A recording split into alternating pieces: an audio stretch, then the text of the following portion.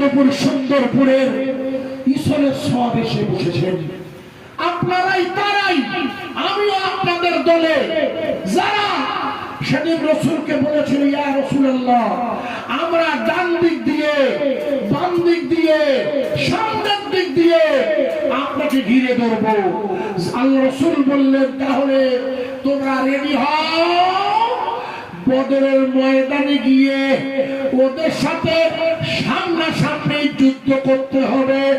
এটা হলো রমজানের মাস, এই হলো জীবনের প্রথম রোজা। আমরা সবাই মিলে বদরের ময়দানে যাব। মদিনা থেকে 50 কিলোমিটার দূরে। মদিনা থেকে কত কিলোমিটার?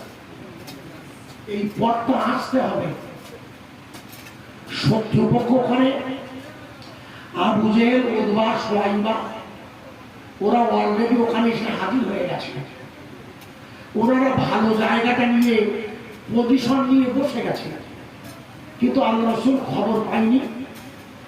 আল্লাহ রাসূল তো জানেন না, হুজুর তো দিনের দাওয়াত দিচ্ছেন, রমজানে রোজা রেখেছে, সাহাবাদের সাথে দিনের কথা বলছে।